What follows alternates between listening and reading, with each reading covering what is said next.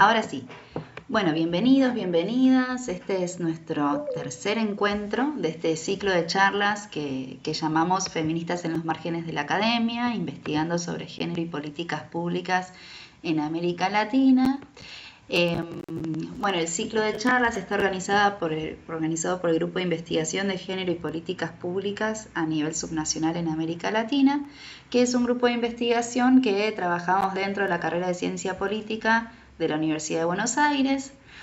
El grupo tiene distintos ejes de trabajo y justamente la charla y el encuentro que tenemos hoy con nuestra invitada, que es Lucila Mesadra, de la Universidad Nacional de Quilmes, trata sobre un tema que venimos trabajando en uno de nuestros ejes del grupo de investigación, que son, bueno, en algún punto se conecta con las áreas institucionales de género, o lo que nosotras llamamos como hoy en día trincheras subnacionales o trincheras locales de las políticas de género, que si habrán visto el video que armó Lucila para darle difusión a la charla, hablábamos de esto del contexto de qué sucede cuando a nivel nacional no hay una degradación o un retroceso en todo lo que tiene que ver con políticas orientadas a la protección de los derechos de las mujeres y cómo esto puede llegar a impactar o no en el nivel subnacional o en el nivel local en este caso. Bueno, justo con uno de los ejes de trabajo del grupo, que es este que llamamos trincheras, porque creemos que estos son espacios también de resistencia, ¿no?, de algunas de estas políticas, cuando a nivel nacional hay una degradación.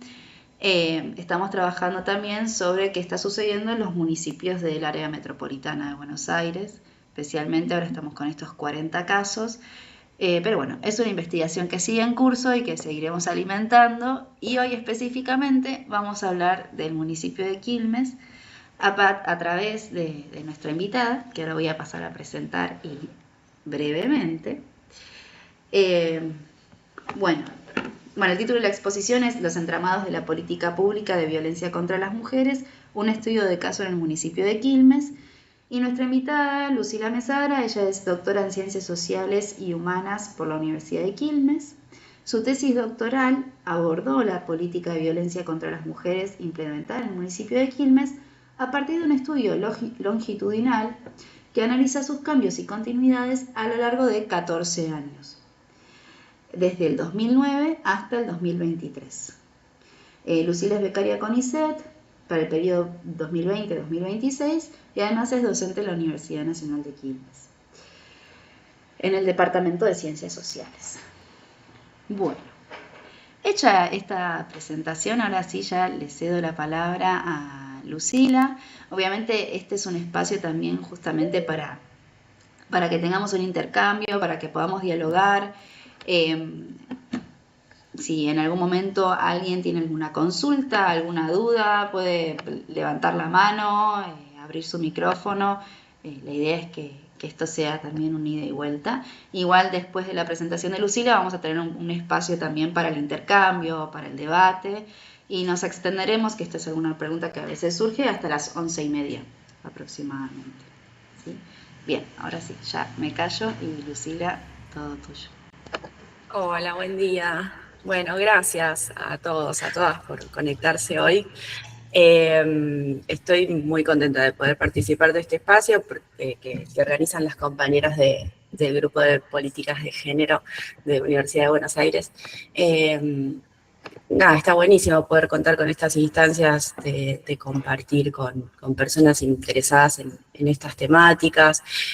Pensaba, ojalá hubiera conocido esto antes, cuando estaba escribiendo la tesis, porque siempre pensar con otras es mejor que pensar sola.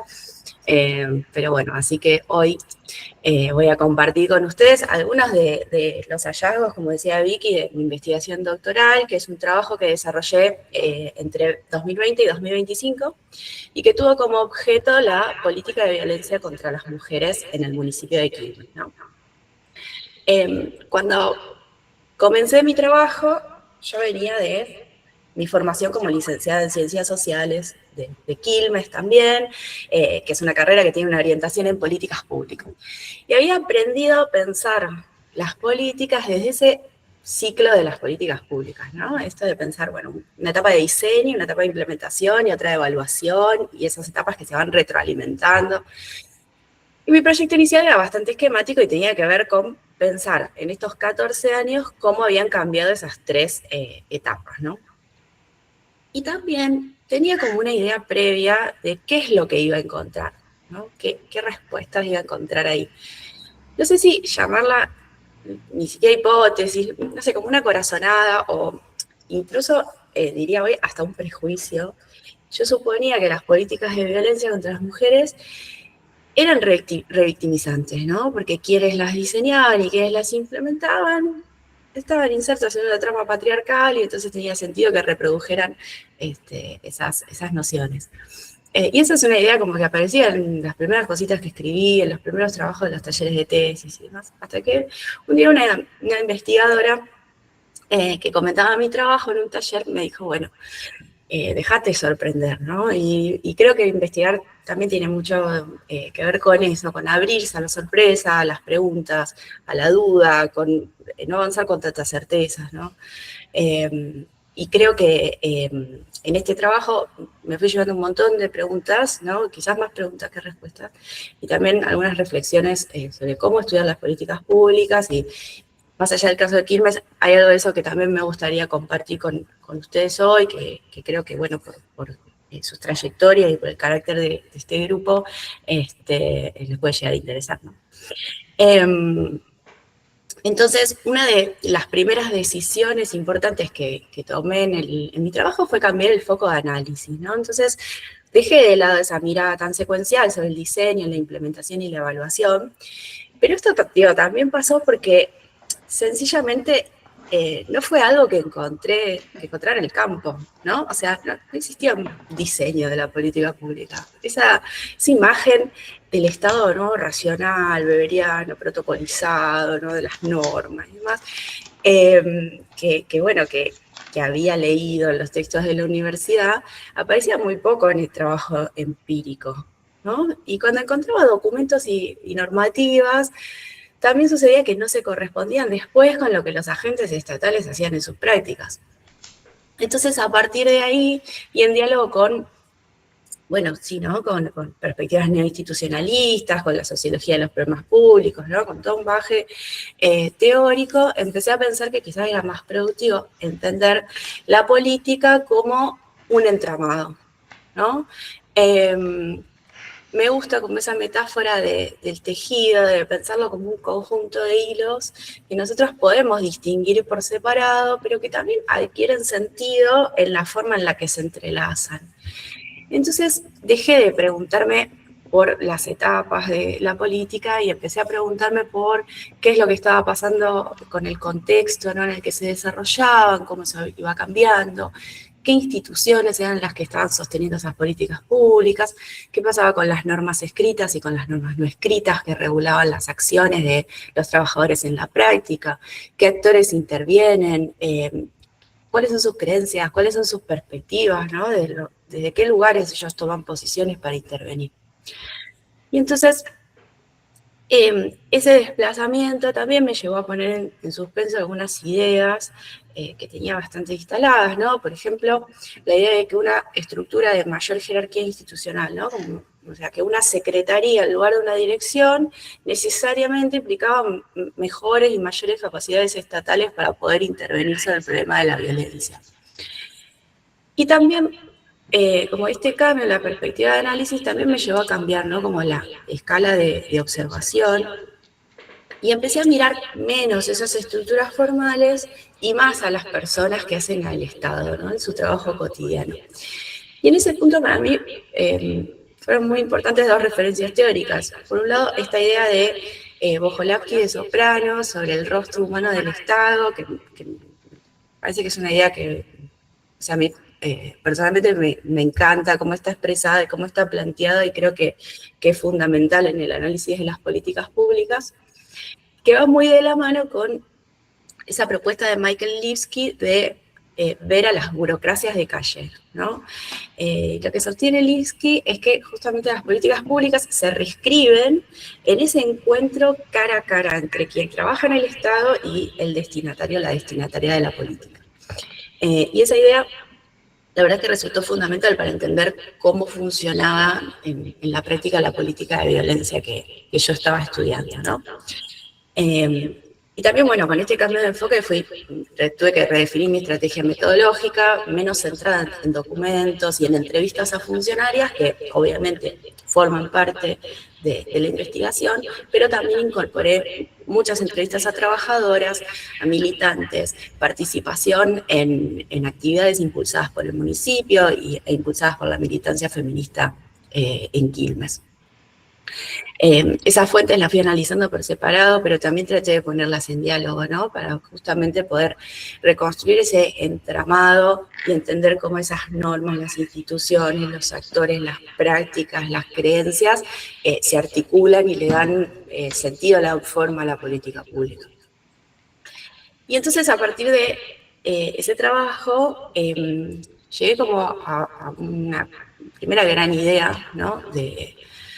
de la tesis, que tiene que ver con que la definición de la violencia contra las mujeres, ¿no? Entendida, o sea, como un problema público sobre el Estado, la que el Estado tiene que intervenir, es una definición profundamente polisémica, ¿no? Entonces, ¿a qué me refiero con esto? A que no existe una única manera de entender qué es la violencia contra las mujeres, ni cuál debería ser la respuesta estatal frente a ella, que sí que es una obviedad, pero a lo que voy es que las distintas maneras, ¿no? de entender la violencia coexisten, y el Estado interviene simultáneamente desde estos distintos posicionamientos, ¿no? Entonces, nosotros tenemos por un lado como la definición de la ley 26485, ¿no? Que entiende que la violencia contra las mujeres es una problemática vinculada, así lo dice, a relaciones desiguales de poder, ¿no? Esta es una interpretación que, fruto de años de lucha feminista, ¿sí? No solamente en Argentina, sino también a nivel internacional, y esta idea de que las desigualdades de género son un problema y que generan violencia está cristalizada en resoluciones internacionales de Naciones Unidas y en ese gran instrumento para quienes trabajamos esta temática, que es la Convención Interamericana de Belén do Pará, ¿no? Que 10 años después de su sanción llega finalmente a Argentina, se traduce en la ley 26485. Entonces es una perspectiva, ¿no? Que reconoce las desigualdades de género, que fue incorporada en este tipo de definición en los principales documentos, ¿no? de los organismos de género que tuvimos durante estos años. Y también se trata de una definición que fue acompañada por una lectura que, bueno, no le diría interseccional porque me parece un montón, pero digo como que recupera algo de pensar esto que charlábamos un poco en el encuentro anterior, ¿no? de este grupo, de pensar, bueno, que las experiencias de las mujeres no son universales, ¿sí? Las experiencias son diversas, y esto, pensado en clave de violencia, significa pensar que en las mujeres en situación de violencia, sus trayectorias, ¿no? en esas experiencias, sus recursos, las posibilidades de salida, sus deseos, ¿no? Frente a una situación de violencia, son diversos, no son iguales para todas. Y entonces, desde esta perspectiva, las intervenciones no tienen que estar completamente protocolizadas, sino que se tienen que construir de manera situada, ¿no? O sea, junto a cada mujer, atendiendo a sus necesidades, atendiendo a sus deseos específicos. Bien, entonces, de nuevo, ¿no? O sea, esta es la definición que aparece en los instrumentos internacionales, en la ley nacional y en los principales documentos de lo que fuera el Ministerio de Mujeres y Diversidades, etcétera, ¿no? Sin embargo, al analizar los documentos del municipio, las entrevistas, las campañas del municipio, las prácticas concretas, fui observando que esa definición convivía con otras formas de comprender el problema, ¿no? Una de ellas tiene que ver con una mirada que reduce la violencia a una cuestión sanitaria y particularmente a una problemática de salud mental, ¿no? O sea, es una perspectiva que patologiza la violencia y que no forma solamente, digamos, parte de la experiencia del municipio de Quilmes y que podemos, esto nos resuena cuando escuchamos discursos del tipo relación tóxica, ¿no? Que en un caso de femicidio, ¿no? El femicida mantenía con la víctima un vínculo enfermo, que el tipo está enfermo, que es un loco que no se puede controlar, ¿no? También aparece frecuentemente una asociación entre violencia y consumos problemáticos de sustancias. Y se trata de una mirada que, dicho muy rápidamente, que tiene una historia, porque en Argentina las primeras políticas públicas sobre violencia contra las mujeres se empiezan a desarrollar en la época de Alfonsín, y la problemática llega nombrada al Estado como el problema de la mujer golpeada, ¿no? El primer organismo público que tuvimos en Argentina fue la Comisión Nacional de Prevención y Abordaje de la Mujer Golpeada. Muchas de esas primeras instancias estuvieron a cargo de profesionales del campo, sí, principalmente de psicólogas. Y cuando revisamos los documentos de la época, vemos que hay una tendencia a construir perfiles psicológicos, ¿no? Tanto de las mujeres como de los agresores. Entonces, de las mujeres se nos habla de que son personas minimizadas por el abuso, dependientes, incapaces de tomar decisiones, y varones que se caracterizan por tener rasgos narcisistas o deseos patológicos de control. Por supuesto que en ningún caso quiero decir que la violencia no tenga efectos psicológicos, ¿no? No tenga consecuencias psicológicas. Sin embargo, sí me parece importante como resaltar que hay un riesgo de poner excesivamente el foco acá, que es el de desplazar la atención desde las relaciones sociales, desde las relaciones de poder, a una explicación centrada en las características individuales de dos sujetos. Y esta mirada también convive con otra forma de conceptualizar la problemática, y que tiene que ver con entenderla fundamentalmente como una cuestión securitaria, ¿no? Como un problema de seguridad. Entonces, en esta perspectiva, la respuesta central, bueno, ¿cuál es? El fortalecimiento de la policía y del sistema judicial, ¿no? Creo que es un discurso, una mirada que viene ganando mucho terreno, ¿no? Que está sintetizado en los discursos de Patricia Bullrich que hemos visto durante este último mes, a raíz del femicidio de Agostina Vega y de las movilizaciones de Ni Una Menos, ¿no? Que públicamente, mucho en Twitter, salió a hablar de que, bueno, que la respuesta es que el que las haga, las pague. Y de hecho, yo me noté acá una frasecita que subió en Twitter a raíz del femicidio de Agostina, y ella dijo que, bueno, que el femicida es un tipo con nombre y apellido, ¿no? Y después agregó: no todos los hombres, ni las políticas del gobierno, ni el capitalismo. Es una persona individual, la responsabilidad es individual y la pena también. Obviamente, bueno, esta publicación fue respaldada por el presidente, que lo retuiteó en su Twitter con un mensaje masterclass, en un acto de elocuencia, ¿no? Como lo caracteriza. Pero claramente, digamos, acá lo que hay es un planteo de, bueno, el problema, ¿sí?, de la violencia es ejercida por individuos concretos, entonces la solución consiste en fortalecer la capacidad sancionatoria del Estado, y ya, ¿no?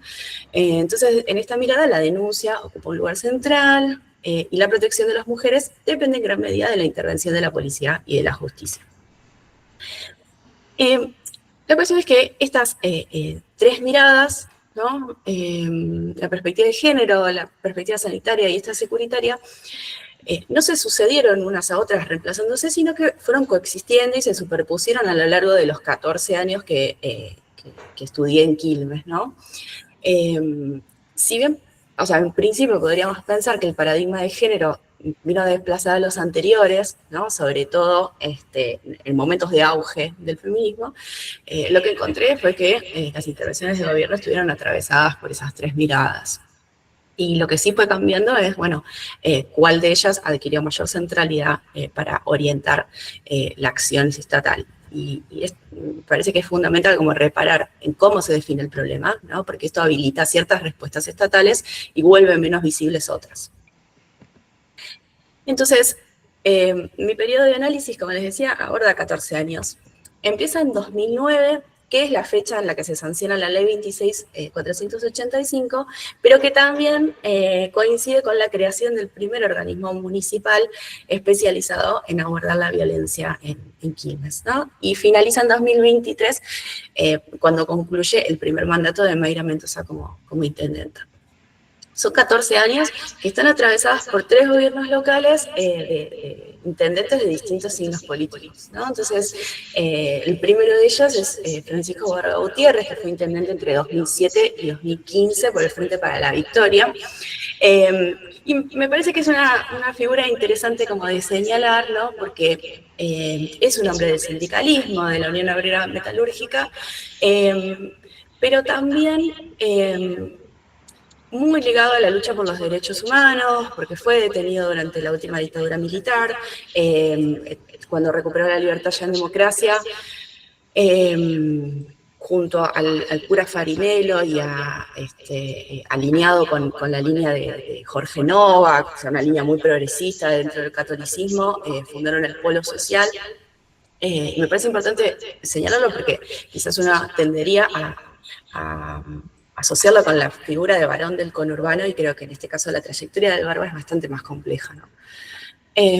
Después, en el año 2015, asumió la intendencia el cocinero estrella de Canal Gourmet, Martín Molina, candidato en ese entonces del Frente Cambiemos. Este fue un año muy farandulero, unas elecciones muy faranduleras en Quilmes.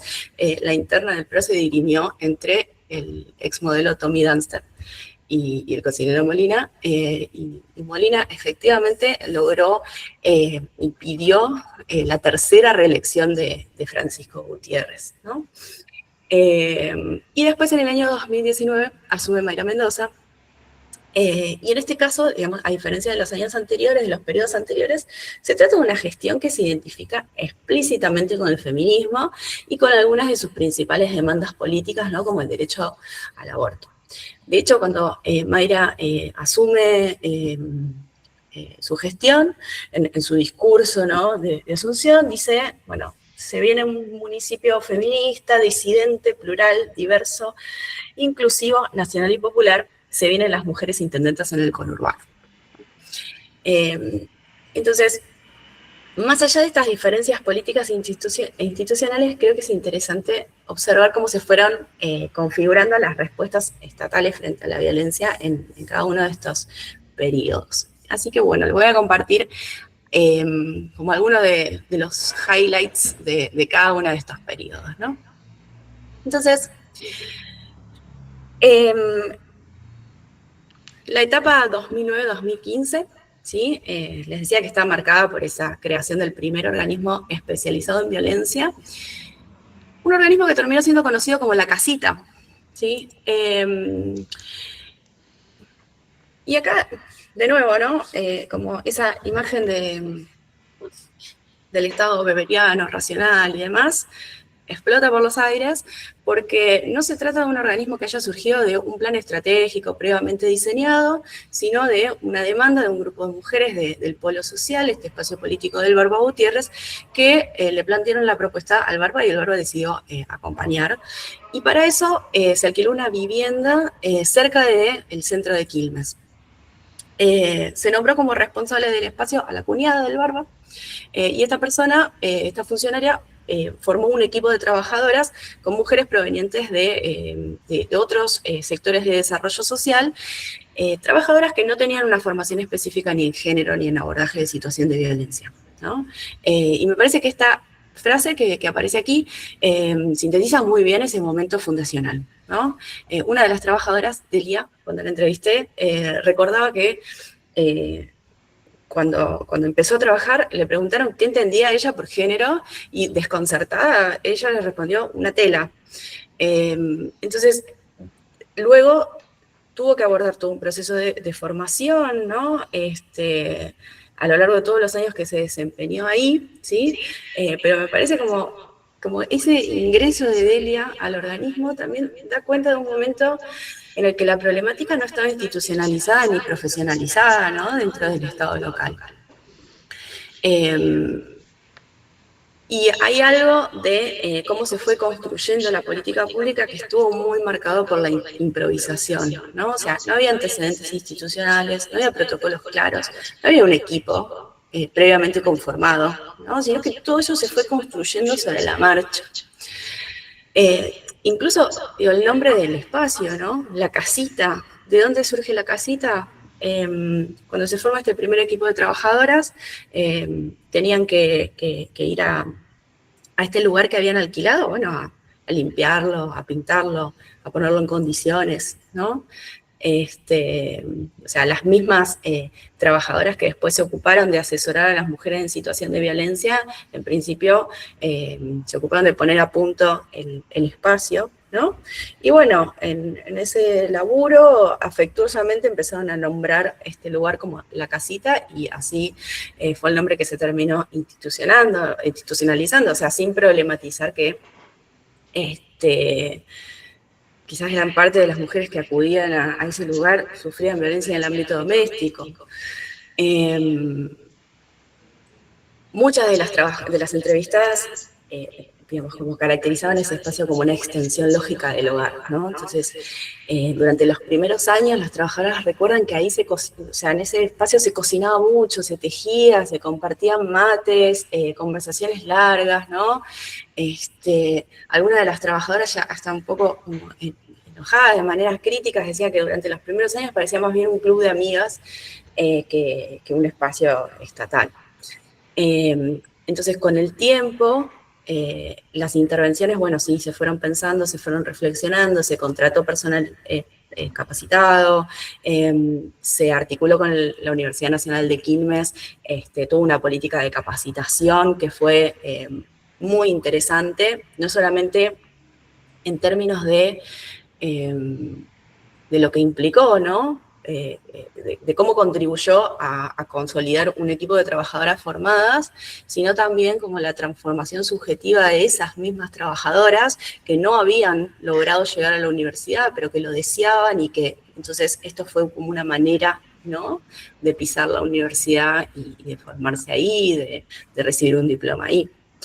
Creo que este periodo permite observar algo muy importante de las políticas, ¿no?, que no nacen necesariamente de estructuras consolidadas, de diseños racionales, ¿no?, y acabados, sino que muchas veces también se van definiendo sobre la urgencia, sobre la militancia, sobre la experimentación cotidiana, ¿sí? Y en ese proceso también hay una construcción de capacidades estatales que se tienden a dar por sentadas. Frente a este panorama atravesado por la improvisación, ¿no?, que acabo de describir, el gobierno, la gestión que inicia en 2015, vino a traer una propuesta casi inversa, ¿no? Esta nueva etapa se caracterizó por una búsqueda de orden, regulación y protocolos. Uno de los cambios simbólicos más importantes, creo, es el cambio del nombre de dispositivo de atención. De la casita pasó a llamarse la fortaleza, ¿no? O sea, se abandona esa imagen medializada del hogar para adoptar una metáfora bien asociada a la protección, a la defensa. Pero también, más allá de los cambios simbólicos, también se modificó la manera de entender la problemática, ¿no? En los documentos de esta gestión, porque esta gestión se caracteriza por ser una gestión que escribe mucho, ¿no? Que elabora, hay un diseño, ¿no?, escrito, hay mecanismos, instrumentos de entrevista, de recolección de datos, se publican informes, etc. Entonces, en esos documentos, la violencia aparece definida como un padecimiento subjetivo e individual, resultado de un vínculo patológico, ¿no?, entre una mujer y un varón. Y desde esta perspectiva, las consecuencias psicológicas de la violencia se plantea que eran tan profundas que las mujeres podían encontrarse en una situación de indefensión aprendida. O sea, es decir, en una condición de vulnerabilidad tal que limitaba seriamente su capacidad tomar decisiones y para poder protegerse, ¿no? Entonces, si el diagnóstico era ese, la conclusión, evidentemente es que el Estado tenía que intervenir para proteger. ¿Y cómo se materializaba esa protección? Articulando con la policía y con el sistema judicial. Y esa articulación tenía que ver con, bueno, insistir, presionar a las mujeres para que denuncien, ¿no? Incluso recurrir a denuncias de oficio cuando se consideraba que la situación era de un riesgo elevado. Y se planteaba al municipio como un colaborador de la justicia de las fuerzas de seguridad. Y aquí aparece este testimonio de una de las trabajadoras del equipo, donde como trabajadora municipal ella tenía que ir a allanamientos, ¿no? En situaciones de trata, situaciones de violencia. Y bueno, obviamente, digamos, para las trabajadoras, ¿no? O sea, una trabajadora municipal con un salario por debajo de la línea de pobreza, con un chaleco antibalas yendo a un allanamiento. La imagen para mí, por lo menos, es bastante fuerte. Y bueno, justamente porque lo que se buscaba aquí, o lo que se pensaba era que el municipio colaborara, que acompañara las acciones de la justicia y de las fuerzas de seguridad, ¿no? Digo, más allá de... y esto me parece que es importante señalar, que todas estas prácticas que se promovían desde la gestión y todo este discurso que se promovía desde la gestión, las trabajadoras rápidamente empezaron a cuestionarlo, ¿no? Y si bien en muchos casos por temor a perder su trabajo seguían participando de estas actividades, después en el encuentro cara a cara, ¿no? Esa presión, el encuentro cara a cara con las mujeres en situación de violencia, esa presión por obligarlas a que denuncien, ¿no? Como insistirles a que denuncien, lo fueron matizando, lo fueron resistiendo. Y esto habla claramente de esto que planteaba al principio, ¿no? De cómo las políticas públicas se reescriben en ese encuentro. El diseño de las políticas públicas se modifica en ese encuentro entre los agentes del Estado y las destinatarias de la política. Y también este fue un periodo de una muy activa movilización de los feminismos locales, ¿no? O sea, 2015 tenemos el primer Ni Una Menos, y en Quilmes también viendo como las falencias del abordaje que proponía el gobierno local, las limitaciones que tenía este enfoque, un gobierno local que no involucraba a las organizaciones sociales en el diseño y en el abordaje de las políticas públicas, sino que simplemente las citaba para rendirles cuentas, ¿no? O sea, la mesa local, ese espacio que se supone debe funcionar para co-construir las políticas públicas junto a la sociedad civil, era un espacio donde la gestión decía, bueno, este mes atendimos a 200 mujeres, hicimos esto, lo otro, y luego no había como un diálogo, una cuestión más compartida. Y por último, llegamos ahora sí al tercer periodo, que inicia en el año 2019, con la asunción de Mayra Mendoza, y que introduce también nuevos sentidos que van modificando sustancialmente cómo se orientaron las políticas públicas, ¿no? Y de nuevo, esto hay que situarlo en un contexto más amplio, en el contexto de estos acontecimientos fundamentales para el feminismo argentino, como fueron Ni Una Menos, el Paro Internacional Feminista, el debate parlamentario sobre la interrupción voluntaria del embarazo, la marea verde, ¿no? En Quilmes también, digamos, tenemos que reconstruir ese contexto de avance de las organizaciones feministas que empezaron a tener una presencia muy importante y que impulsaron ordenanzas, instalaron demandas en la agenda pública, que acompañaron públicamente la candidatura de Mayra Mendoza, y cuando ella asume, muchas de esas referentes del feminismo local se incorporan como funcionarias en la nueva Secretaría de Géneros y Diversidades.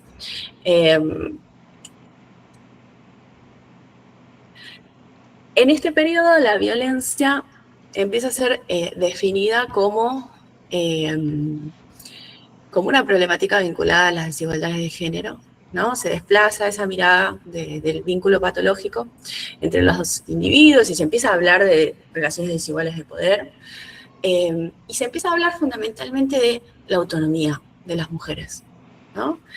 Entonces, como se ve en este testimonio de una de las trabajadoras entrevistadas, o sea, el objetivo acá ya no era decidir por las mujeres qué es lo que debían hacer, sino acompañarlas en la construcción de estrategias que fueran acordes a sus tiempos, a sus deseos y a sus posibilidades. Y entonces, desde esta perspectiva, la salida de la violencia dejó de pensarse solo como en términos de denuncia judicial, ¿no? Pero esto no significó desconocer las herramientas legales. Y de hecho, se creó un dispositivo que me parece muy interesante y digo que tranquilamente podría replicarse en otros municipios, que fue el Centro de Atención a Mujeres y Diversidades, ¿no? Es un dispositivo de atención permanente las 24 horas, los 365 días del año, que comparte edificio con la Comisaría de la Mujer, ¿no?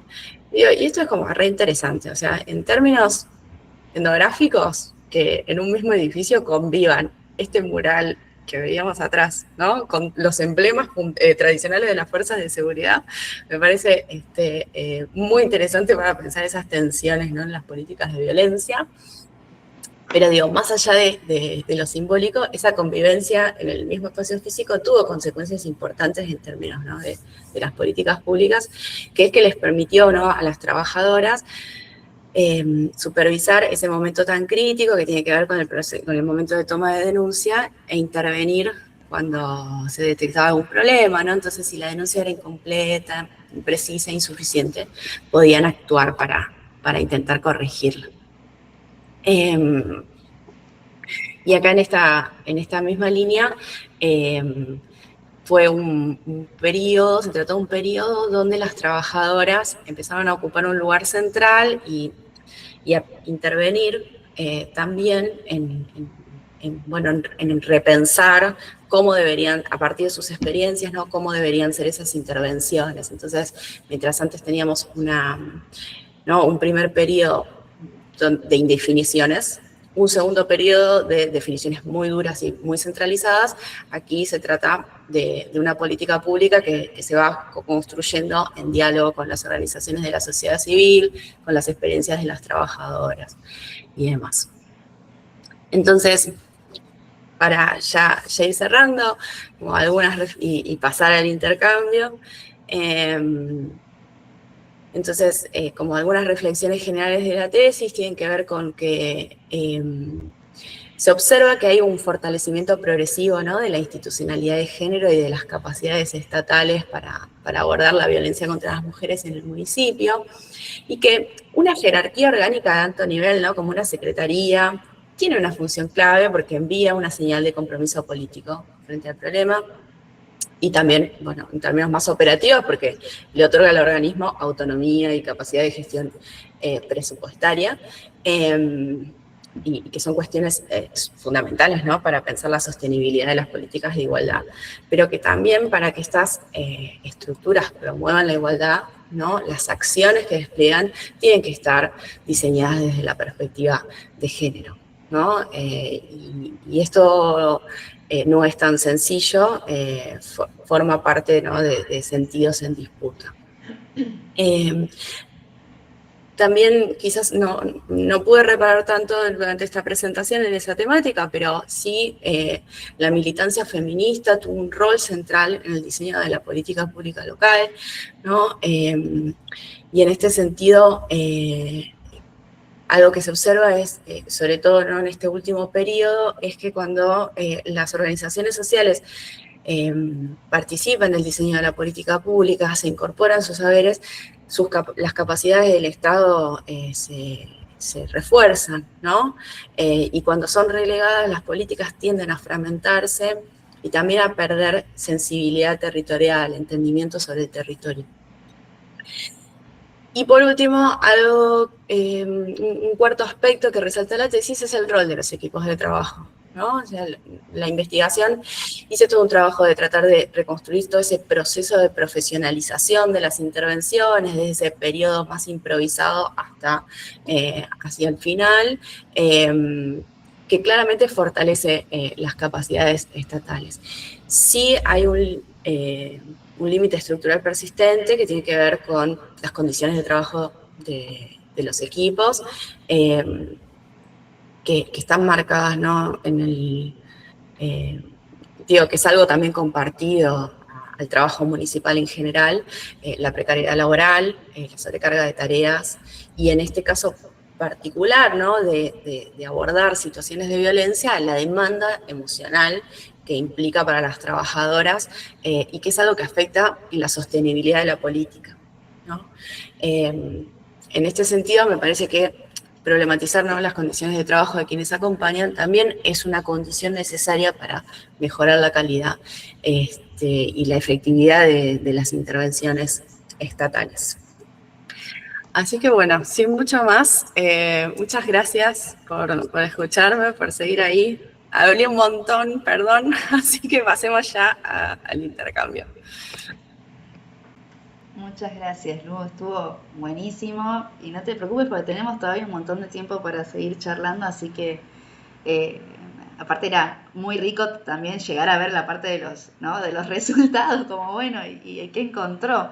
Así que nada, me parece que estuvo buenísimo y que hayas incorporado también estos testimonios de las trabajadoras y sus palabras. Me parece lo de el género y la tela, me parece fantástico, como representativo de ese primer periodo.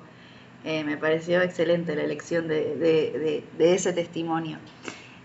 Yo pensaba en esto último, ¿no? Lo que decís, que tiene un gran punto, y en una de las charlas del año pasado, un poco Alejandra Rodríguez Infante, cuando ella habló también de las trabajadoras que trabajan con situaciones de violencia, ella hablaba del caso de Jalisco, de México, pero esto del trauma vicario, ¿no? Como también trabajar con situaciones de violencia tiene un impacto en las trabajadoras, efectivamente, porque uno está expuesta todo el tiempo a testimonios, bueno, y tiene un nombre y se llama trauma vicario, ¿no? Y no está tan estudiado, ¿no?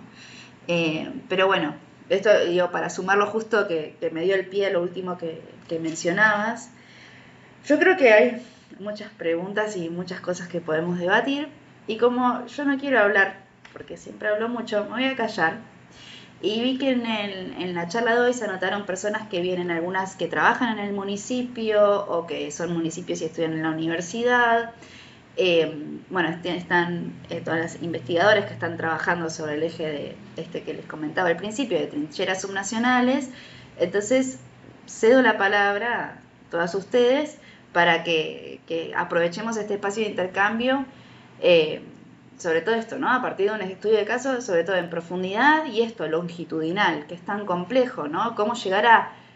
Yo quería empezar por ahí, cómo llegar a encontrar esas primeras trabajadoras que trabajaron en la casita, ¿no? Ese proceso de reconstrucción de lo que sucedió. Bueno, en este caso ahora ya van a ser 3 mandatos atrás, ¿no? Porque ya estaríamos en un nuevo, o sea, el segundo mandato de Mayra Mendoza, ¿no? Pero, así que nada, yo me callo y cedo la palabra. Pueden desmutearse directamente, levantar la mano. Hola, ¿cómo están?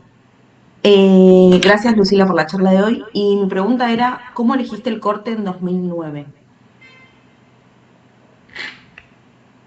Porque en el grupo de investigación queremos hacer un análisis longitudinal y no sabíamos bien dónde hacer el corte. Tiramos propuestas desde la vuelta de la democracia y no sabíamos bien dónde hacer el corte ahí. Gracias. ¿Cómo querés que hagamos, Vicky? ¿Así? ¿Ida y vuelta o...? Yo diría, o si alguien más tiene alguna ya anotada, alguna pregunta, algo que le surgió, así vamos recolectando un par de preguntas y vamos charlando. Ahí Claudia está con la mano levantada. Hola Lucila, gracias por la charla, mucho gusto.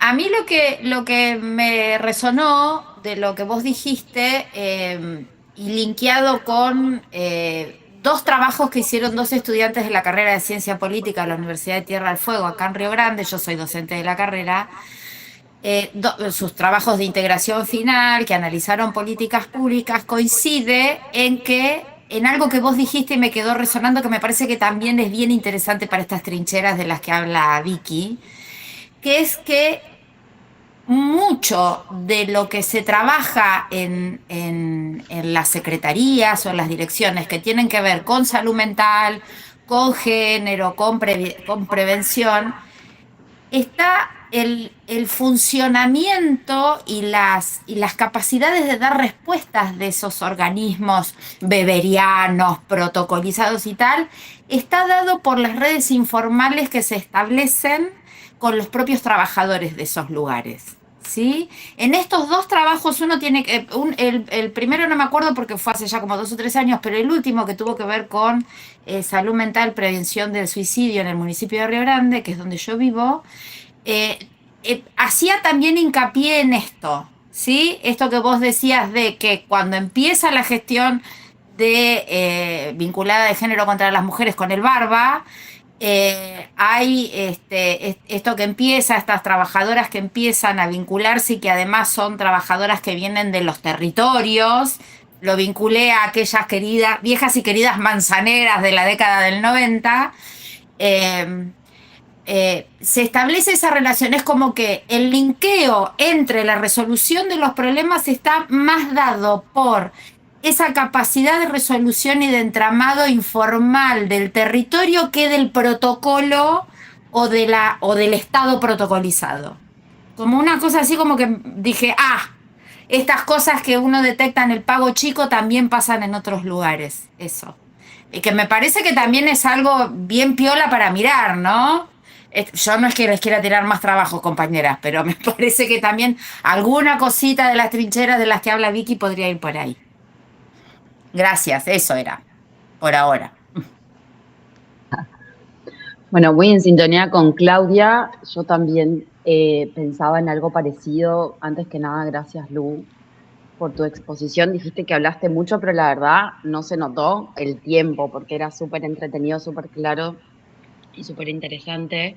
Pero pensaba también en este sentido, porque vos hablabas de los sentidos en disputa y el rol de los equipos de trabajo.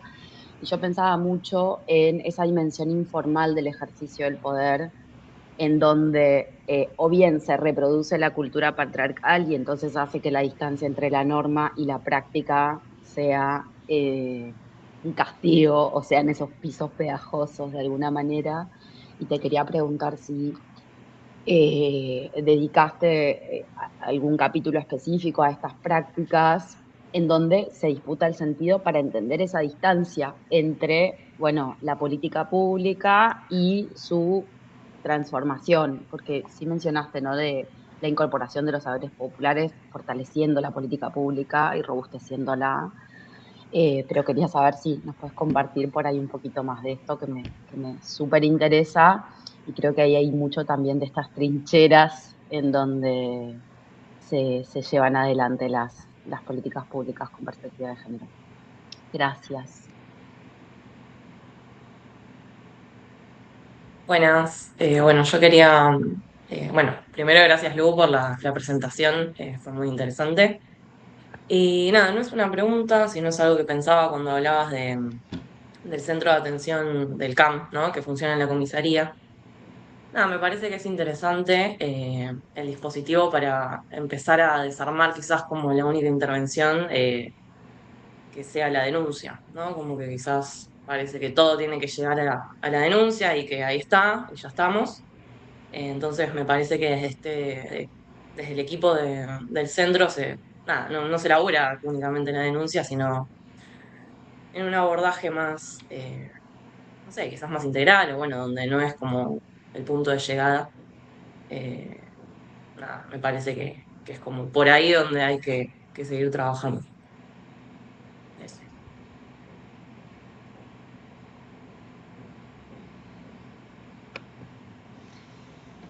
Ay, no sé si Lu está congelada. No, estoy, pero se me congeló la imagen. Bueno, pero estás, eso es lo importante. Sí, sí. ¿Hay alguna consulta más? ¿O algo más así?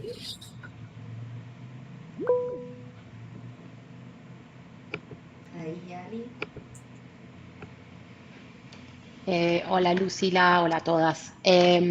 Muy interesante tu presentación. Me gustó mucho la idea de enganchar cada definición, cada orientación o redefinición de la de una política pública según la correlación de fuerza a nivel político, ¿no? A nivel gubernamental, dentro de la gestión.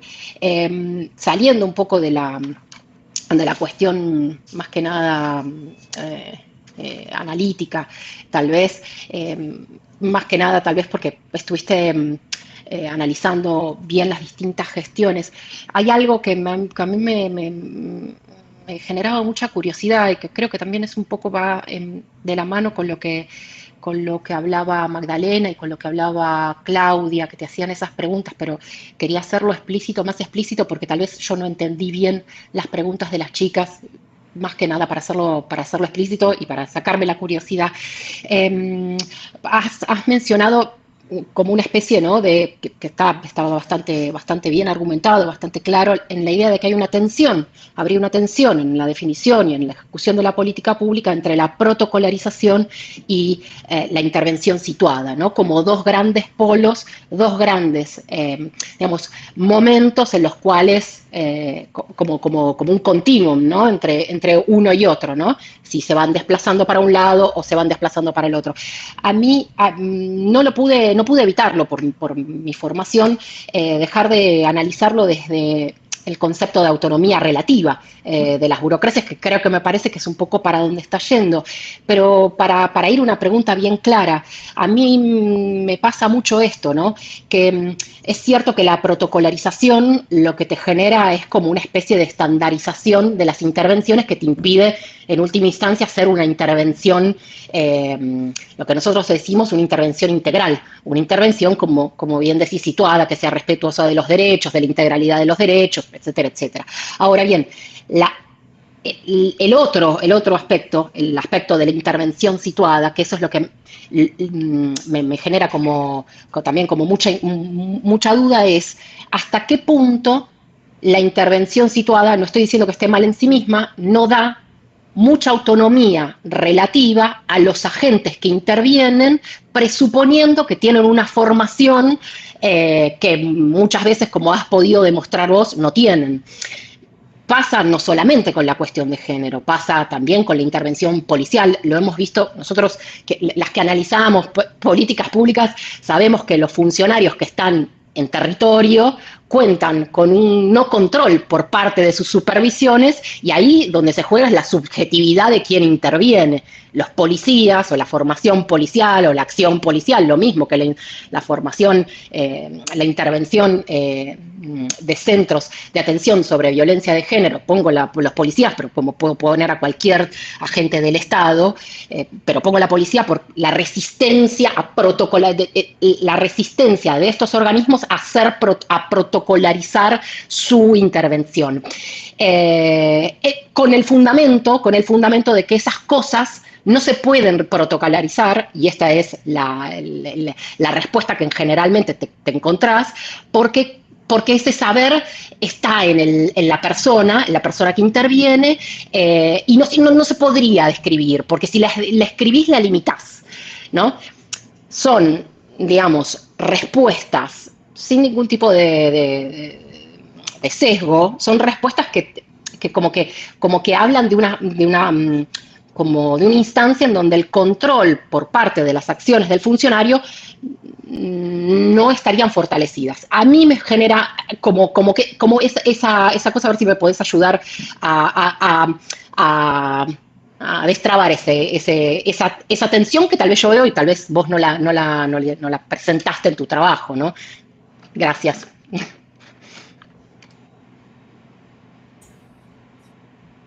Bueno, genial. Denme un segundo que recargo la pantalla a ver si se me destraban sus caritas y la mía.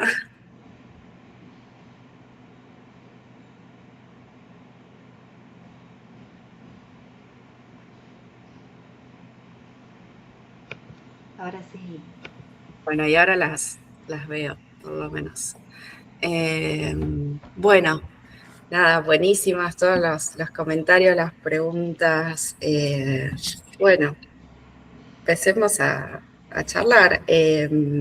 A ver, en relación al corte, en mi caso fue muy fácil, así que no las puedo ayudar, que básicamente el organismo se creó en 2009, y entonces tomé eso como punto de partida. No tuve que pensarlo demasiado. Sí, lo que elegí, entre comillas, fue terminar en 2023 para agarrar ciclos gubernamentales completos. Quizás ese podría ser un criterio, ¿no? Como tomar ciclos gubernamentales o pensar como algún momento trascendente, ¿no? Como 2015 con Ni Una Menos, o 2009 me parece también un buen momento porque es cuando se sanciona la Ley de Protección Integral, digo, como opciones para pensar los recortes. Bueno, a ver, sí. Las prácticas informales son un punto central dentro de las prácticas y la construcción de redes informales como, como recurso para intervenir en este caso, aparecían como algo fundamental. Si bien esos recursos se fueron institucionalizando con el correr de los años, ¿no? Como esto que les planteaba, que a partir de 2015 se empiezan a formalizar esos vínculos con la policía y con la justicia, y también con la creación del Centro de Atención a Mujeres y Diversidades, el CAM. Eso también se refuerza mucho. En la época de la casita, donde digamos, como todos los recursos en general eran más precarios, digo, en todos sentidos, ¿no? Como muchas de las intervenciones que se hacían en ese entonces tenían que ver con donaciones, con las trabajadoras que ponían plata para hacer un festival, para organizar una actividad. Y también me parece como interesante algo que es un poco anecdótico, pero también es muy ilustrativo, que tiene que ver con cómo se construía en esa época el vínculo con la justicia. En un momento, a mitad del periodo, empieza a trabajar un abogado para hacer los asesoramientos, que era una persona que había sido abogado penalista durante muchos años en el Poder Judicial de Quilmes, entonces era un tipo que tenía muchos contactos, ¿no? Y entonces conocía a todos dentro de las fiscalías y las defensorías de Quilmes. Entonces, como el asesoramiento que él le daba a las mujeres era impresionante, ¿no? Porque, él contaba que, claro, que las mujeres se encontraban con un destrato tremendo, ¿no? Dentro de las defensorías. Entonces él les decía como, bueno, el defensor que te tocó sí es un pelotudo, pero vos le tenés que hacer una sonrisita, vos decirle que es un héroe, vos decirle que es un héroe porque el tipo quiere escuchar eso, y así, ¿no? Como, digo, como esta cuestión de la informalidad, ¿no? Incluso, o sea, como que el tipo las coacheaba de cómo ellas se tenían que manejar dentro de estos ámbitos para poder obtener respuestas más efectivas. Digo que como dentro de, y lo que terminó sucediendo es que cuando esta persona dejó de trabajar después de 2 años, todas esas redes informales, por toda la precariedad que tenían y demás, todos esos recursos se perdieron. Digamos, se perdió como todo ese trabajo.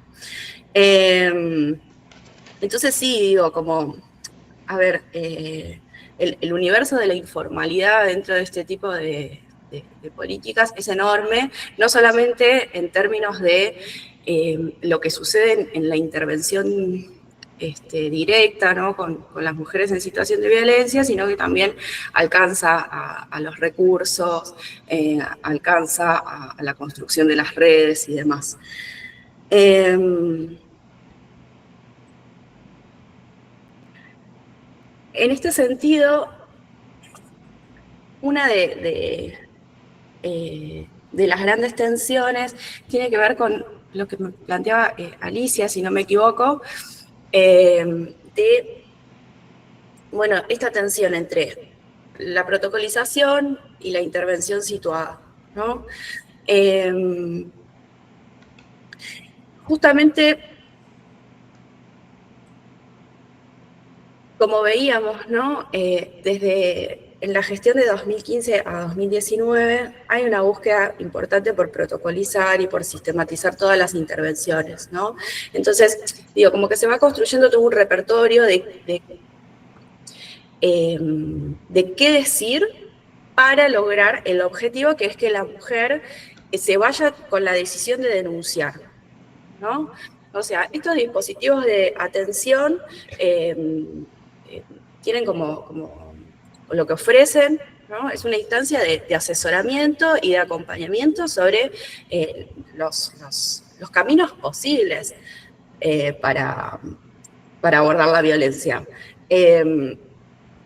Creo que es un momento muy importante, ¿no? En el que una mujer se acerca a estos dispositivos de atención, porque es el momento en el que su situación de victimización, ¿no? Como personal y privada, como trasciende esa esfera e ingresa en el ámbito público, el Estado toma conciencia de eso.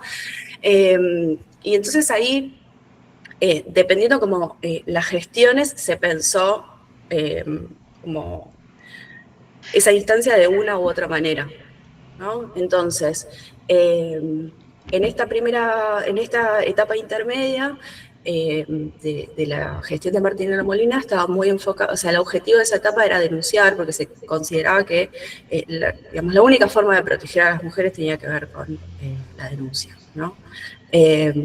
Por esta cuestión que hablábamos, ¿no? De la perspectiva securitaria sobre la problemática. En cambio, durante la última gestión, un poco como comentaba también Caro en su intervención, durante esta última gestión, con la creación del Centro de Atención a Mujeres y Diversidades, se pone en el centro la cuestión de la autonomía de las mujeres, ¿no? Y entonces esa instancia de asesoramiento está pensada en fortalecer las decisiones y acompañar las decisiones de las mujeres. Entonces, a través de la escucha, a través del diálogo, se plantean las alternativas posibles, hay algunos recursos adicionales que el municipio ofrece, como espacios grupales de intercambio, espacios de formación, espacios para trabajar, como puntapié, ¿no? De autonomía económica, o sea, como espacio de formación de oficios y demás, que también tienen como un fin de construir, más allá, digamos, de garantizar que las mujeres puedan tener algún emprendimiento y alguna salida laboral que sea funcional a tomar otras decisiones frente a su situación de violencia, que les dé cierta autonomía económica para eso. También tiene que ver con insertarlas en una trama de vínculos, ¿no? Porque sabemos que una de las afectaciones de la violencia tiene que ver con la ruptura de los vínculos entre las mujeres y otras personas distintas al agresor. Entonces, sí, ¿no? Se piensa en esta situación, en esta gestión actual, más en una intervención situada, y sí, esas intervenciones situadas presuponen, como decía la compañera, que las trabajadoras intervengan desde la perspectiva de género. Y creo que sí, esto forma parte también de las preguntas que fueron surgiendo a raíz de la investigación, ¿no? Como, bueno, protocolizar no sirve porque va en contra de la autonomía de las personas, ¿no? Y porque niega ese carácter diverso de las experiencias. Pero también cómo en algún punto evaluar la pertinencia de las intervenciones, ¿no? A mí se me ocurre por lo menos algunas cuestiones para tener en cuenta.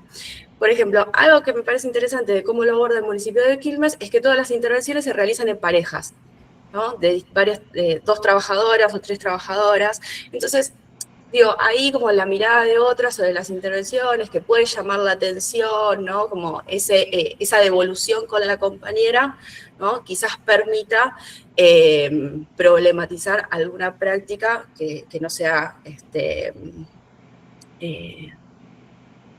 nada, que digo, que pueda tender incluso a la revictimización de las mujeres que consultan, ¿no? Y también que a través de que si bien no lo podemos, no, digo, coincidimos en esto de que el protocolo tan estandarizado no es funcional en esta situación, pienso que quizás se puede guionar, ¿no? Y es algo que se trabaja dentro de las organizaciones, digo, la construcción de un guión, por lo menos en lo que yo analizo, ¿no? En este caso, se trabajó mucho en la construcción de un guión y en esto de capacitar a las trabajadoras sobre qué es pertinente decir y qué no, ¿no? Y hay todo un laburo de trabajo emocional, de problematizar con las trabajadoras cómo gestionar sus emociones, ¿no? Y cómo, porque esto, digo, es un trabajo muy atravesado por las emociones y eso, digo, como también es otra dimensión para hablar un montón, la incidencia de las emociones en ese encuentro cara a cara, donde, digo, no solamente como la tristeza y la angustia que puede transmitirle el relato de una situación de violencia a una trabajadora, que, digo, las trabajadoras, esto que decía un poco el Piqui al principio, ¿no? La cuestión del trauma vicario, digo, más allá del trauma vicario, digo, a las trabajadoras también les pasa que las mujeres que consultan les generan bronca, rechazo, ¿no? Ante situaciones, por ejemplo, cuando la violencia afecta no solamente a la mujer, sino también a sus hijos, eso es un momento como muy complicado para las trabajadoras, ¿no? Cómo gestionarse ahí. Y bueno, y eso es algo que se va elaborando dentro del organismo, que se va problematizando, y esto que decía, ¿no? Como que se va guionando un poco cómo decirlo y cómo abordar ese tipo de situaciones. Pero, de nuevo, esto también forma parte de todas las prácticas informales dentro del organismo, o sea, no es que hay una instancia estandarizada, o sea, un encuentro de revisión, ¿no? Sino que son las mismas trabajadoras las que se juntan, conversan, problematizan sus intervenciones, ¿no? Como revisan esas cuestiones, y eso reforzado con alguna instancia esporádica de capacitación, ¿no? Dale, Vi. No, termina tranquila por si querías decir algo más, pero bueno, me surgieron algunas preguntas. No, simplemente eso, ¿no? Que sí, que es algo, o sea, que a mí también me genera mucho ruido, como esas tensiones entre la autonomía, la protocolización y demás. Yo acá me surgieron algunas dudas también desde la experiencia de trabajar en el Estado, de que una siempre está pensando en esto, cómo generar una capacidad estatal, ¿no? Y que no dependa de las personas, ¿no? Que muchas veces pasa esto, hay mucho recambio también en los equipos, muchas veces la información se va con los equipos, ¿no? Y no queda en el Estado, y nos pasa con todo tipo de políticas, no lo pienso solo con políticas de violencia de género, entonces, como ahora le doy la palabra a Fer también, no me quiero sacar mucho tiempo, pero está esta tensión, ¿no? De cómo generamos capacidad estatal y que las intervenciones nos, digamos, superen, ¿no? Como que no dependan de nosotras.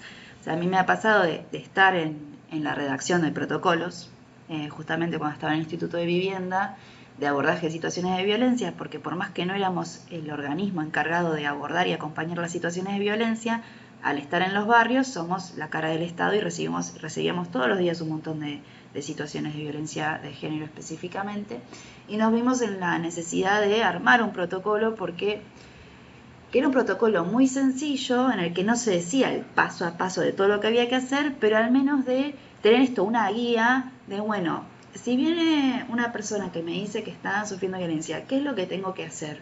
¿No? Porque eran equipos que no estaban formados en estas temáticas, porque no tenían por qué estarlo, porque se encargaban de, no sé, eran arquitectos que estaban a cargo de la reconstrucción de las viviendas, pero bueno, digo, uno siendo Estado se enfrenta con estas situaciones. Entonces nuestro protocolo tenía que ver más con, bueno, qué articulaciones o a qué organismo teníamos que acudir ante determinadas situaciones, ¿no?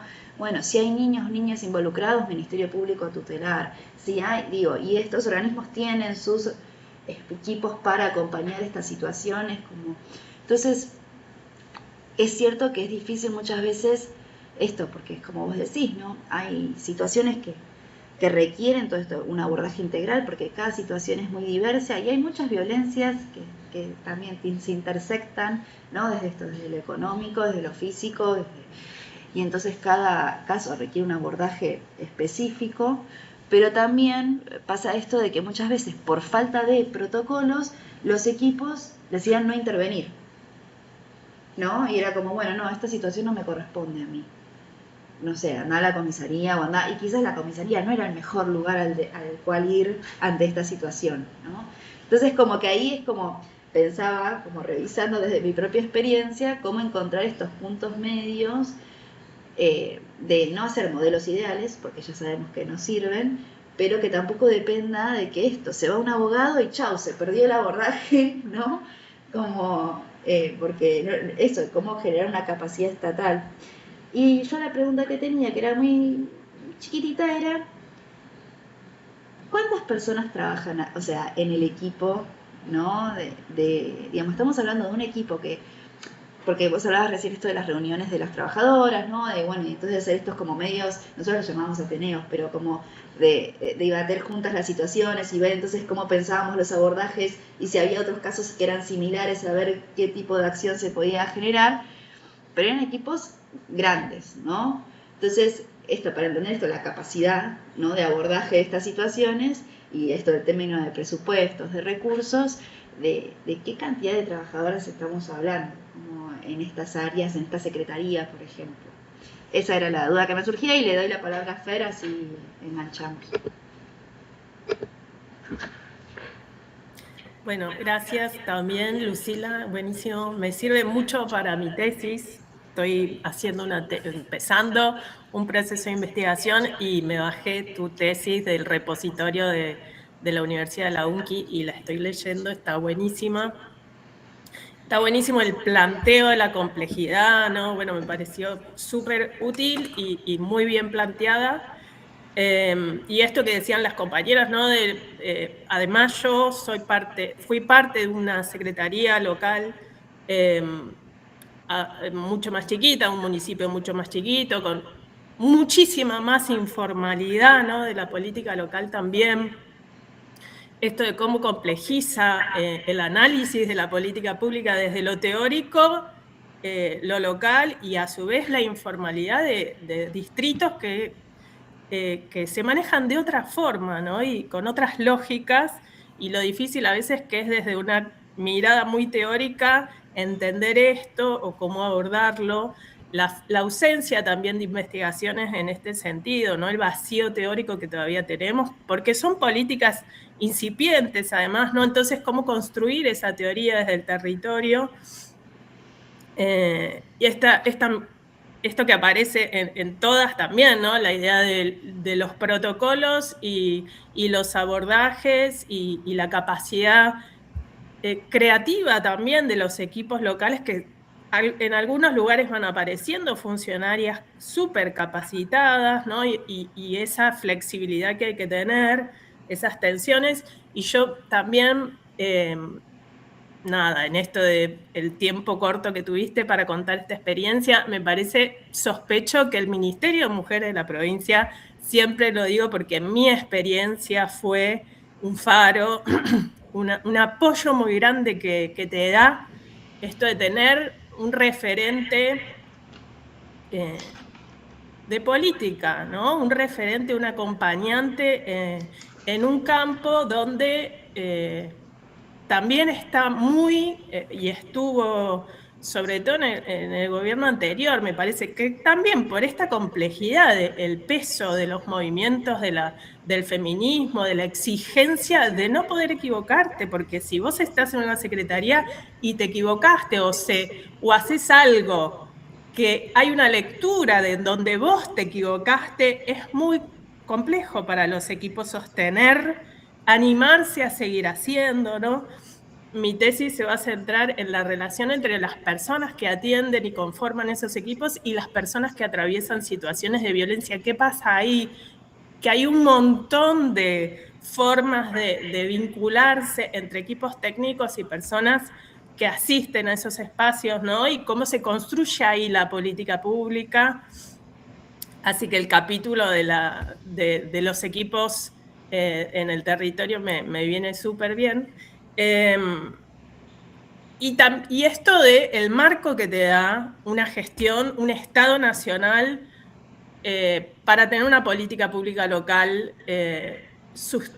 o sea, de alguna manera sustantiva, ¿no? Que no es solo una mirada de política local, perdiendo de vista el contexto nacional y provincial, sino cómo construir eso, ¿no? Una mirada de política local, pero que no por eso pierde de vista el sustento que le da un Estado nacional robusto o no, un Estado nacional que defiende estas políticas o no, porque, por ejemplo, esto que vos decías de, no sé si me estoy extendiendo mucho, pero esto que vos decías de cómo fue el cambio de la gestión a la política de Martiniano Molina y esta mirada, ¿no? de la justicia y la mirada punitiva, me acuerdo, en ese contexto, que no existía ningún ministerio, no había ministerio, y fue una política del gobierno de Macri reformular el Consejo en ese momento nacional, y Vidal no tenía nada,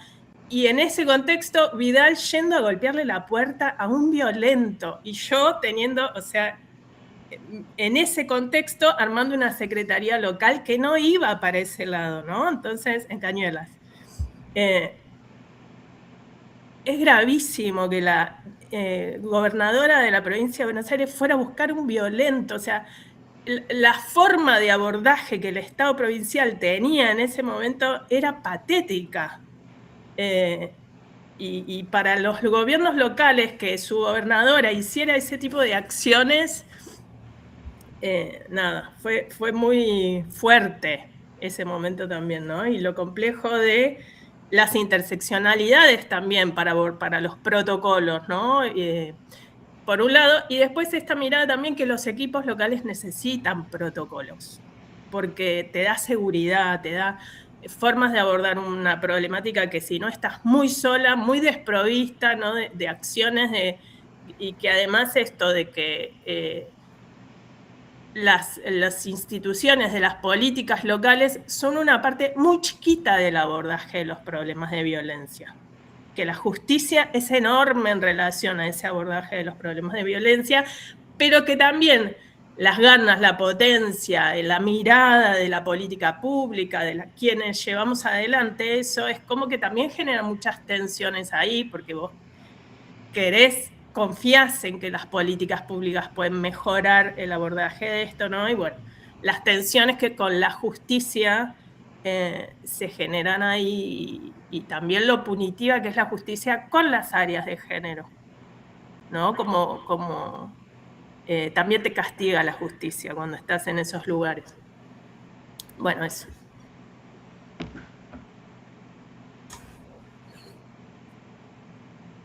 Bueno, gracias por todos los comentarios. Bueno, a ver, retomando un poco, primero, esta consulta que me hacía Vicky de, bueno, ¿de cuántas trabajadoras estamos hablando? Y esto de la mano con la informalidad, digo, ¿no? Porque ese dato estamos hablando de 40 y pico de trabajadoras. Sin embargo, es un dato que, pongámoslo, entre signos de pregunta, porque esto lo reconstruí informalmente a través de una trabajadora administrativa. ¿Por qué? Porque cosas que suceden muchas veces en los municipios, que una persona aparece formalmente contratada para trabajar en un área, pero trabaja en otra, ¿no?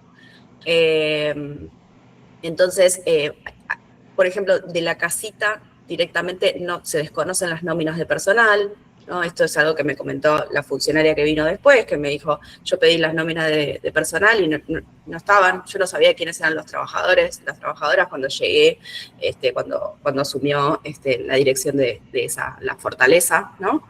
En la época de Martiniano. Entonces, digo, ¿no? Como, por lo menos en los gobiernos locales, la cuestión de la informalidad no solamente atraviesa lo que tiene que ver con las prácticas de intervención, sino, digo, excede a el área de género en sí, ¿no? En particular. Y creo que eso también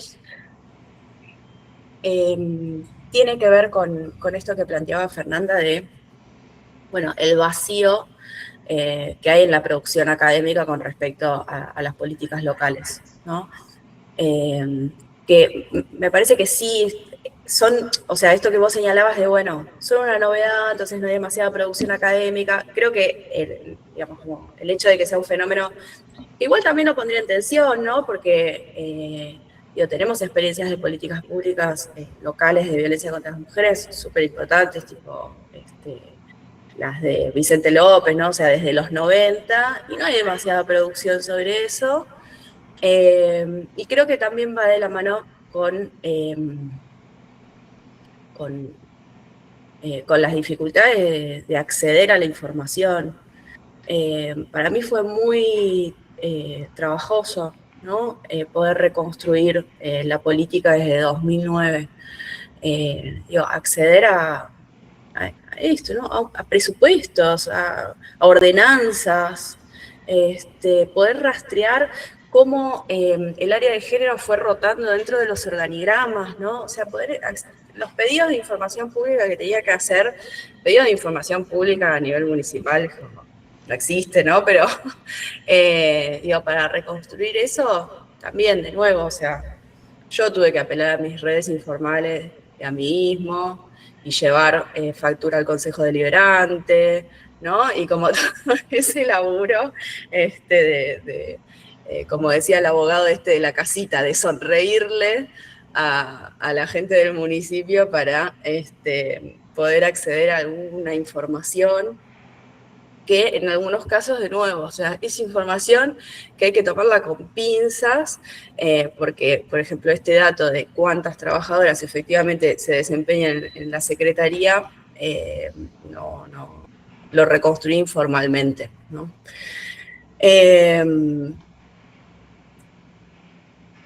Y digo, como para cerrar ya, me parece re interesante esto que planteaba Fernanda, ¿no? De que es fundamental no perder de vista lo que sucede en el contexto provincial, en el contexto nacional, ¿no?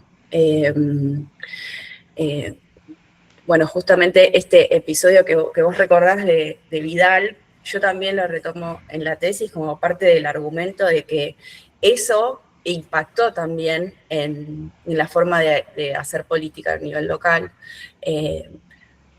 Estas intervenciones de violencia, estos episodios que yo les comentaba, ¿no? De ir a los allanamientos, ¿no? Como de esto de ir a golpearle las puertas a los violentos y notificarlos y qué sé yo, lo hacía también la funcionaria de Quilmes y, lo rescataba como un logro de su gestión, ¿no? Que ella fuera a notificar a los violentos y que tiene que ver con una construcción de la política pública de la mano con Martinero Molina, ¿no? Y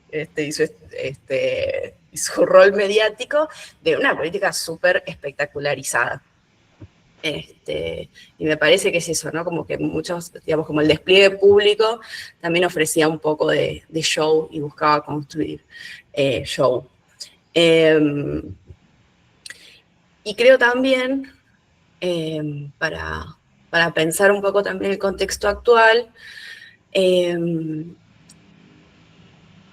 que no se trata, o sea, que más allá de ver las instituciones, qué es lo que está pasando con las instituciones provinciales y nacionales, también hay que prestar mucha atención como a los discursos y a qué es lo que se legitima, ¿no? En términos simbólicos, y cómo eso afecta las prácticas, ¿no? Yo digo, si bien Quilmes sigue siendo una trinchera, como plantean las compañeras del grupo, y sigue mantiene como su institucionalidad y su trabajo, una pregunta que tengo ahora es, bueno, ¿qué es lo que ha pasado en estos años? ¿No?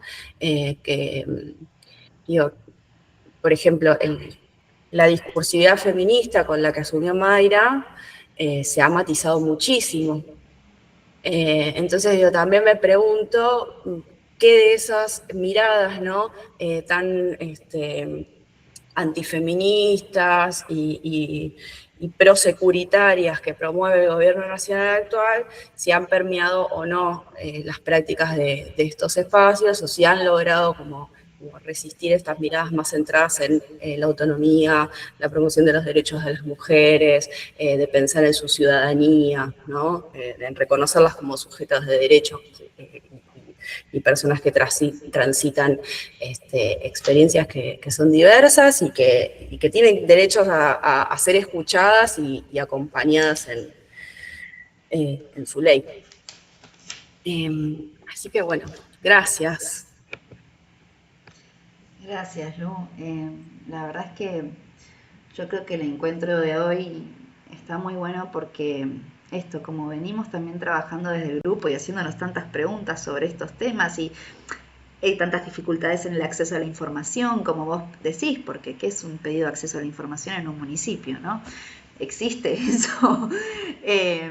Digo, hay... y cómo abordar la problemática, no solo de la violencia, en nuestro caso, bueno, pensábamos a estas áreas de género como más en términos generales, como no solo desde el abordaje de la violencia, sino desde que otras políticas, esto también desde la autonomía económica, la autonomía en la toma de decisiones, tomando esto de las autonomías de la CEPAL, que también es muy criticable. Bueno, son las categorías, ¿no? Como que todo se puede discutir también acá. Y esto, muy importante, lo que traía Fer, y yo me lo había notado también, de esto de cómo se vincula también la política local con lo que sucede a nivel nacional y lo que sucede a nivel provincial, ¿no? Que no los podemos ver tampoco como niveles, esto no, que decía Leiras, ¿no? Que el federalismo al final es como una torta marmolada, ¿no? Y no son capas tan delimitadas, ¿no? Y son interdependientes y en algunos momentos quizás es el gobierno provincial interviniendo directamente y no el municipal y bueno, y eso complejiza aún más el federalismo, todo lo que tenemos para analizar de las políticas públicas. Que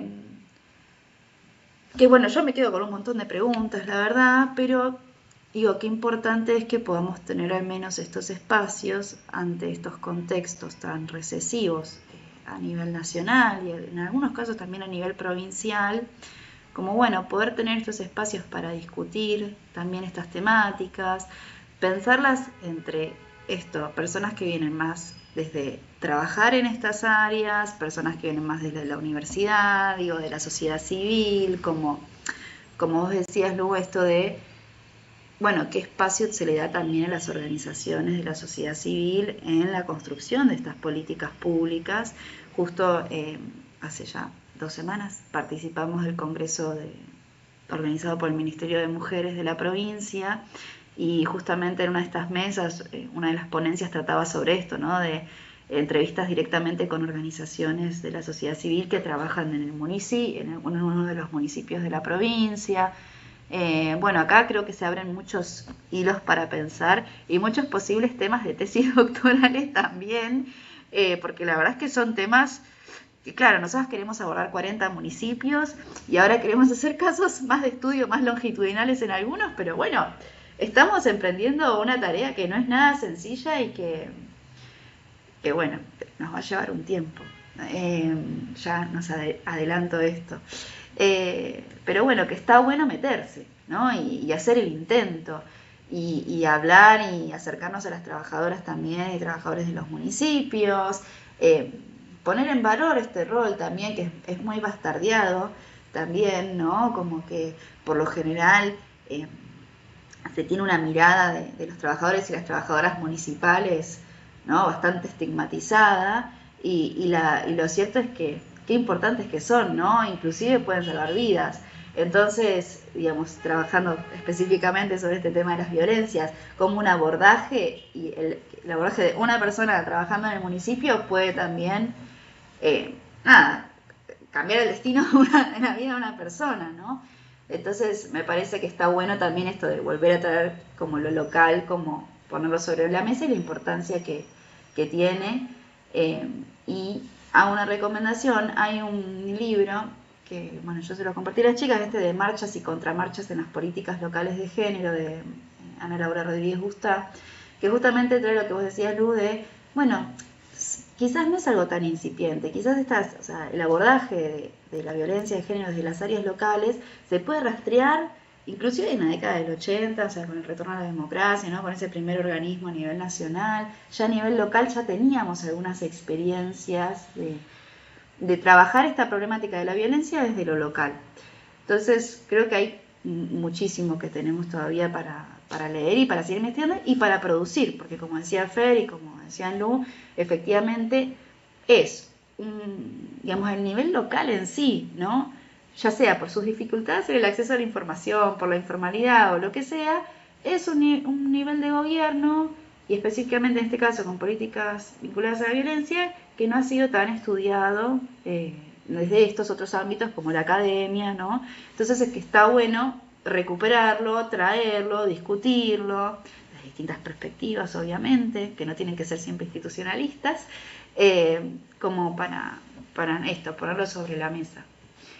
Y bueno, y yo para cerrar un poco, y que ya estamos un poco excedidas, agradecer a todos y todas por conectarse hoy, por seguir alimentando este espacio, porque creo que también esto depende mucho de que sigamos sosteniéndolo, esto de que nos conectemos, de que participemos, de dar estas discusiones en estos contextos, como decía, que son tan recesivos para estas temáticas. Bueno, que sigamos dándoles un espacio, ¿no?, y generando un espacio de encuentro para poder seguir hablando sobre estos temas que son tan importantes, ¿no?, y que no sigamos contribuyendo a invisibilizarlos, ¿no?, seguir trayéndolos sobre la mesa, seguir problematizándolos desde la sociedad civil, desde la academia, creo que es muy importante. Y bueno, y solo adelanto que el 4 de julio, que ahora lo empezaremos a difundir a partir de hoy, tenemos nuestro próximo encuentro, que va a ser sobre salud menstrual, la salud menstrual como derecho, la salud menstrual desde las políticas públicas, y nuestra invitada, Esmeralda Bolaños, nos va a estar hablando desde Costa Rica.